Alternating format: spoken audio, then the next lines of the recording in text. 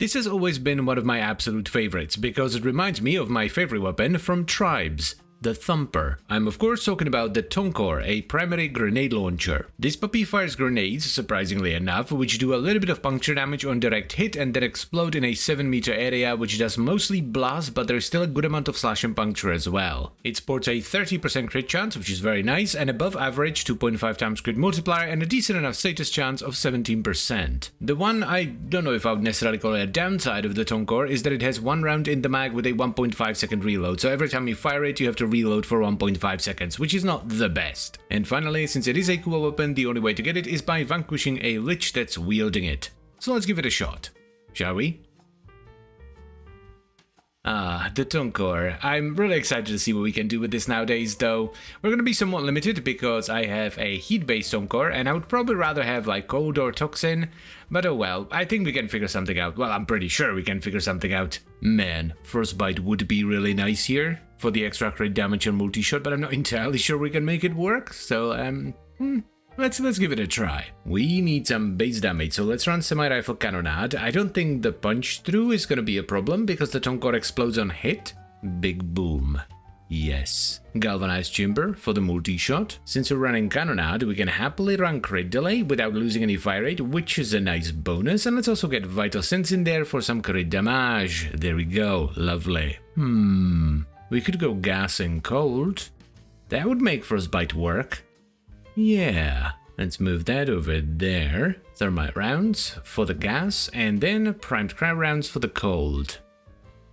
What's the distribution? We don't get a lot of blast, but I think that's gonna be okay. The status chance is somewhat low, but I mean, yep, it's doing stuff. It's doing stuff. We need to tweak this a little bit. Let's do a Grenier test as well. It's not the worst.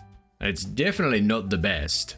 I can tell you that much. Yeah, this would work really well if we had like a cold-based Tonkor, but we don't. Hold up, I have an idea. We keep this is good. We have Hunter munitions for the single target. We're gonna have to swap out Frostbite. And we just run Malignant Force, which gives us gas and blast, plus Hunter munitions for the slash.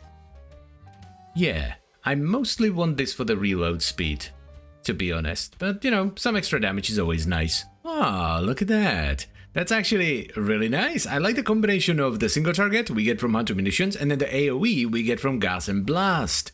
That's nice. It's not the best single target ever, but this is a level 190 steel path. Harold should help a ton here. Let's just make sure that he's on vital. Yes, he is. Oh yeah, that's the stuff. That's the stuff, my dudes and dudettes. I forgot to press the record button, blimey. Let's do a quick recap then. It's very good. Me likey a lotto and an acolyte. Perfect timing. Hello, violence. Ooh, okay.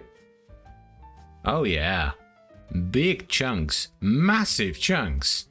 That was tremendous. This might not shine in any particular area, but the damage, whether it be single target or AoE or dot or upfront damage, are all absolutely fantastic. What a terrific blend of destruction. Usually when I do these survival tests, I'm there for 5 minutes and then I leave because I do a lot of them and I don't have all day, right? But with this, I don't want to go. I want to have more fun. You know what time it is. That's right, children, it's time to bully the shield boys. Please pay no attention to the life support. I don't know why I keep camping in this room. It's really bad for survival. I mean, it's the shield boys. What do you expect? They're an absolute embarrassment of a faction nowadays. Greetings, misery. Are you ready for some ass whooping? You are not, my goodness. Yeah, this is such a nice blend of upfront and dot damage. See, this I like. This is the kind of Hunter munition setup that I like. Grenier should be fine as well, because of Hunter munitions. Hello boys, do you like grenades? Oh my god, you really don't. That's so nice. Yeah, I like this build an awful lot. I think this is it. I can't think of anything else I would want to change here. This just feels really nice. And the damage is solid. I mean, it's not the best weapon in the world. There are definitely better weapons you can run, even explosive weapons. But it's really well rounded. And also, no ammo issues. Like, I don't even have ammo mutation on here.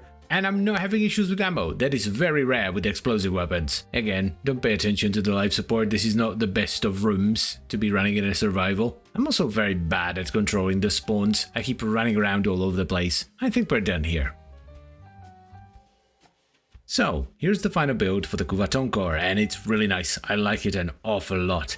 We start off with semi-rifle cannonade for some base damage, and the punch through on this doesn't really matter. It doesn't break the weapon, luckily, because the Tonkor grenades explode on impact. So they can't punch through, or they attempt to punch through, but as soon as they hit something, they blow up. Then we have Galvanized Chamber for a bunch of multi-shot, Vital Sense for critical damage, Crit Delay for crit chance, and the negative fire rate is negated by Semi-Rifle Cannonade, which is a nice bonus. Then we have Hammer Shot for even more crit damage and extra status chance. It's just a nice mod to run on a setup like this. We followed that up with Hunter Munitions for slash procs from crits. Then we have Malignant Force, which combines with the base heat damage that I have on the weapon as a valence bonus to give us ghast, and we top it off with a Rifle Elementalist for status damage. If you really want to, and you're willing to invest an Exilus adapter into this, I would recommend Vigilante Supplies, because it will give you a chance to get some orange crits in there as well. And for the Arcane, we just have Primary Merciless for some easy damage, as well as reload speed, which on the Tonkor is really nice. There are of course other setups you can do here. For example, you have a cold or a toxin based Tonkor, you can focus on those and run Primary Blight or Frostbite for more crit damage and multi-shot and that kind of stuff, but this setup is actually really nice. I would recommend you try it. Another thing I would recommend is a priming pad, because we're not providing our own Vital. I'm using Good Boy Harold here, which is my priming focus hound that primes Vital, heat and radiation. It doesn't have to be a hound, you can run a Volpaphyla or a Boa, and it doesn't have to be a pet either, you can just run Nourish, but definitely bring some source of Vital. I've always loved the Tonkor from the moment I've picked it up, so of course I'm gonna recommend you give it a shot. It's just a really fun and straightforward weapon. It's simple, there's nothing complicated about it. You fire it, it goes boom, and everything dies. It's slightly less fun than it used to be, because you used to be able to rocket jump with this if you fired it at your own feet, but oh well. It's still a very solid weapon that does great damage, it's a ton of fun to use, and if you run this setup on it, it's very well rounded as well.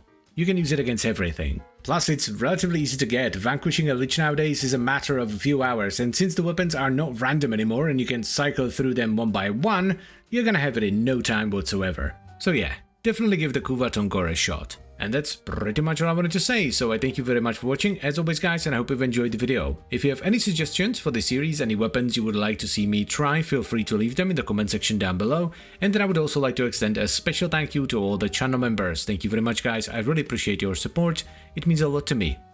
And I'll see you next time. Bye bye.